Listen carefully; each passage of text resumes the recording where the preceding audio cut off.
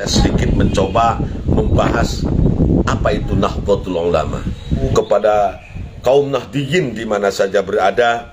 96 tahun yang lalu, Al-Maghfurlah Hadratus Syekh Mbah Hashim Asy'ari bersama puluhan para kiai NU yang ada, para ulama khususnya yang ada di Pulau Jawa, mendirikan sebuah organisasi kemasyarakatan atau yang kita sebut dengan jam'iyah, yang disebut dengan Nahdlatul Ulama.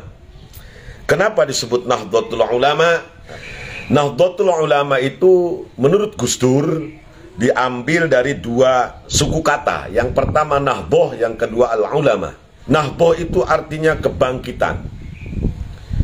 Nahdoh itu adalah masdar nau, masdar marroh daripada nahado yanhadu nahdotan. Artinya hanya sekali bangkit saja. Kenapa tidak diganti dengan kata masdar yang lain? Misalnya nuhud, itu kan juga bisa artinya kebangkitan juga. Karena para pendiri NU menginginkan bahwa setelah para ulama ini bangkit, tidak pernah tidur, jadi bangkit selamanya. Makanya digunakan kata nahboh.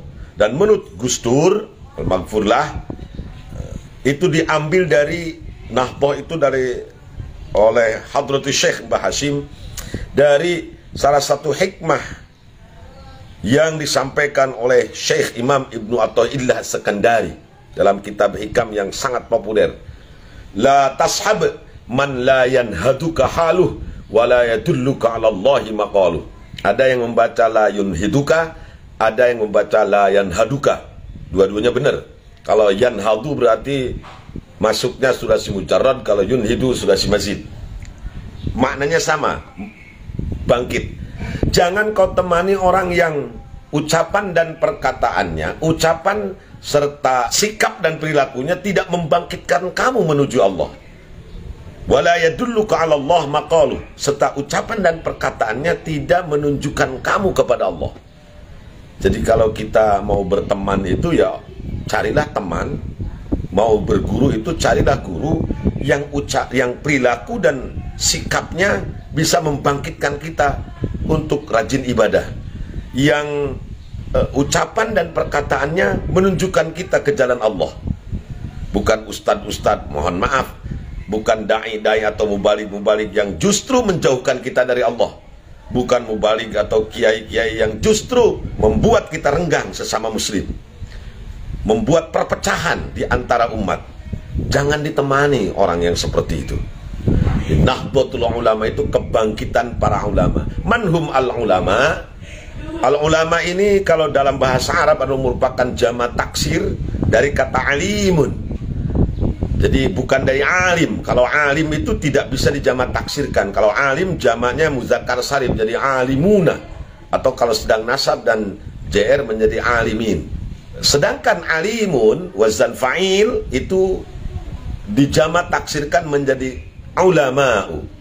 Jadi kalau alim itu seorang yang alim, seorang yang paham, yang alim, yang mengetahui, maha mengetahui. Kalau ulama adalah orang-orang yang alim. Jadi banyak. Tetapi setelah menjadi bahasa Indonesia menurut Al-Mukarram Mbah Yai Mustafa Bisri, itu menjadi ada pergeseran makna dari al-ulama yang tadinya orang-orang yang paham tentang ilmu agama, sekarang menjadi ulama itu menjadi seorang. Jadi silakan Anda lihat dalam Kamus Besar Bahasa Indonesia, ulama itu adalah seorang yang mengerti, yang paham terhadap ilmu agama Islam. Nah, padahal aslinya dalam bahasa Arab itu bukan seorang ulama itu, tapi banyak. Al-ulama itu adalah jama' taksir dari kata alimun. Artinya orang yang maha tahu. Sedangkan kalau ulama adalah orang-orang yang maha tahu tentang ilmu agama. Kemudian karena jama' taksir itu kan ma taghayyaru an bina'i mufradihi. Jama' yang berubah dari bentuk mufradnya. Perubahan dari mufrad ke jama' itu ada 6. Ada berubah syakal, ada berubah ziyadah, ada berubah nuqus, ada syakal ma'az ziyadah, ada syakal ma'an nukus, ada syakal ma'az ziyadah wan nukus. Nah, silakan Anda buka Diktat Jurumiyah karya Kiai Bunyamin Ruhiyat Cipasung ya, silakan. Itu lengkap itu. Nah, contoh berikut contoh-contohnya. Ya, termasuk alimun berubah menjadi ulama. Untuk menjadi seorang alim, minimal seseorang harus bukan minimal, harus memiliki 3 hal agar dia mendapat gelar alim, atau kalau banyak ulama, atau kalau di bahasa Indonesia kan seorang ulama. Nah, 3 hal itu, yang pertama al-ilmu, pengetahuan tentu tentang agama Islam, pengetahuan tentang ilmu Al-Quran, yang pengetahuan juga tentang ilmu-ilmu yang menjadi penunjang agar kita bisa memahami Al-Quran dan Sunnah Rasul, seperti ilmu nahwu, ilmu sorof, ilmu balaghah, ma'ani, mantek, bayan, arud, dan lain sebagainya. Karena tujuan semua itu adalah at-taharruz 'anil khata' fi fahmi kalamillah wal isti'anah, menolong kita fi fahmi kalamillah wa rasuli, dalam memahami kalamullah dan ucapan Kanjeng Rasul sallallahu alaihi wasallam. Jadi unsur yang pertama seorang alim itu harus memiliki al-ilmu, ilmu tentang pengetahuan agama. Jadi kalau orang pengen disebut alim tapi dia nggak pernah ngaji nahwu, nggak pernah ngaji sorof, tidak pernah jurumiyah acan, boro-boro karena alfiah jeung mugi labib nya, punten pisan. Mungkin dia bisa menambah gelarnya KH di depannya itu. Mungkin bisa dipanggil Al-Mukarram, mungkin bisa dipanggil Al-Alim Al-Allamah oleh MC-nya itu, karena dia mubalik tenar umpamanya. Walaupun dia seorang mubalik tenar, seorang dai terkenal, tetapi kalau pengetahuan agamanya hanya pas-pasan, tidak pantas dia mengaku seorang alim. Nyari disebut kiai mas, hari hayang mah nyebut kiai, kiai mah pan umum, nyapan di Jogja mah kebo oge pan di Solo mah kiai, nah nanti kiai selamat sangat karena teh bedugnya kiai disebut nanti. Hari hayang tengenya disebut kiai.